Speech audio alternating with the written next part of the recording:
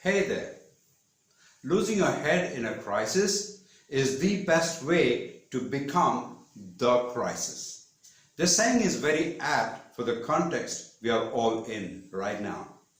And I'm quoting from C.J. Redwine, an American author of science fiction and fantasy for young adults. Our world today is in an unprecedented crisis. The global health crisis has impacted almost all areas of our lives. The way you will lead and manage in this crisis as an individual leader, as a business owner, as an entrepreneur, will be the key not only for your future, but even for your survival.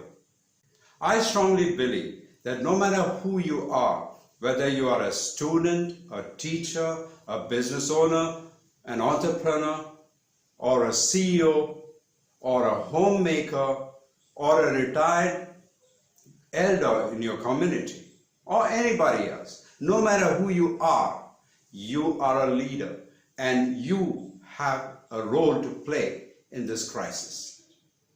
My name is Muralidharan Jairam, and I'm your online breakthrough consultant with over 25 years of experience in consulting worldwide in Fortune 100 companies in the United States and multinational companies in Europe and in India. Welcome to the Citrines channel, the ultimate guide to success mindset for business owners and entrepreneurs. If you want to grow your business exponentially and if you want to learn other business related stuff, then start right now by clicking the subscribe button and ringing that bell icon so that you're notified whenever we post a cool video. In this episode, I'm going to talk to you about leadership in crisis management, global health crisis. I will share with you 9 characteristics of an effective leader so that you'll be inspired to be a powerful leader who can change the course of this catastrophe so that you, your family, your loved ones, your business, your employees, your community, your country, and the world at large will emerge victorious and even stronger once this crisis gets over. The way this crisis will end is all in your hands as never before. That's right. So, what kind of a leader do you want to be? That's a key question you need to answer, because you don't want to display knee-jerk reactions that will put you, your family, your loved ones, your employees, your business, your community, your country, and the world at large in danger. And I don't have to give you any examples for that. All you need to do is switch on the TV and you will see stupid actions taken by leaders all across the world at different strata of the society. So, without any further ado, here they are, the 9 characteristics. Number 1, you have to be brave and acknowledge that the crisis exists. You have to face reality and accept the crisis. There are many leaders who went into denial, and all those leaders put their people in grave danger. We have seen examples and examples of that happening all across the world. So, you will have to face reality, no matter how scary it is, and accept that there is a crisis, acknowledge that there is a crisis, and take action accordingly. Number 2, you have to be alert to the crisis and situations around you. A crisis of this magnitude, everything will change from moment to moment, and you as a leader would need to take actions based on the changing scenario. Number 3, you have to be a leader who has high character. The global health crisis is unlike any other crisis you have experienced. Hence, your experience as a leader is irrelevant because you are experienced with routine crisis, and this crisis is way different from routine crisis. So what's important here is the character. When you have a strong character, you will be able to take the right decisions that will inspire you and inspire your people. And they will begin to trust you and execute your actions easily and effortlessly. Hence, your character will be the prime factor that will determine the success of your actions. Number 4, you need to be visible and approachable as a leader, because your employees and people who follow you are really scared and confused. This is the time they need you the most.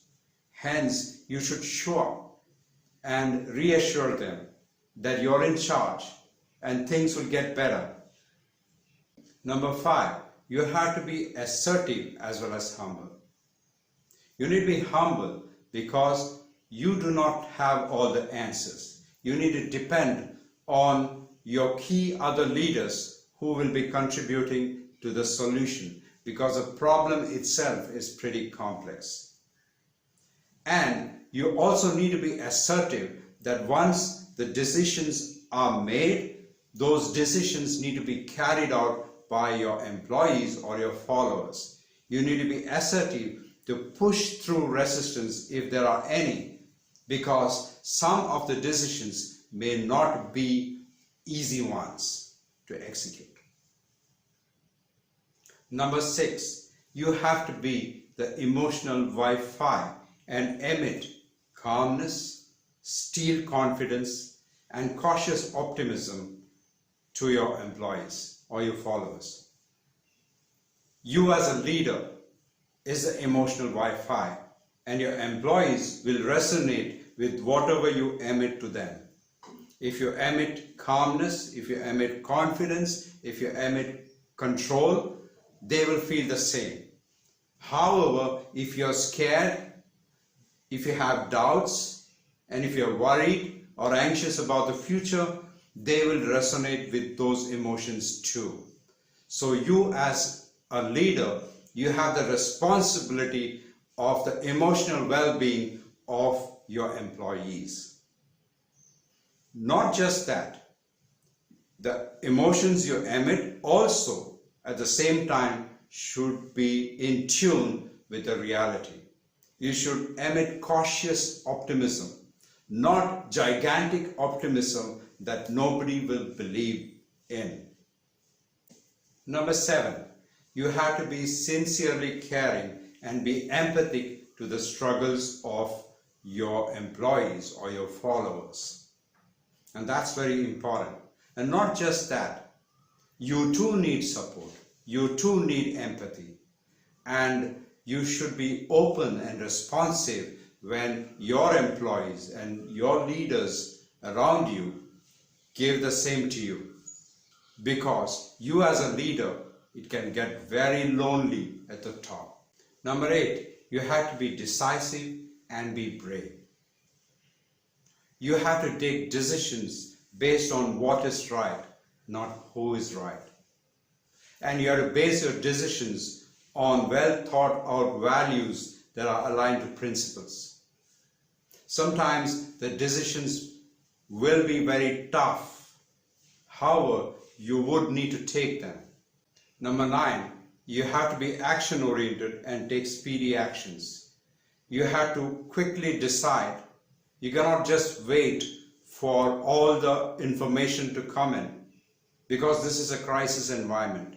You have to sometimes take impromptu actions, and that is very important here.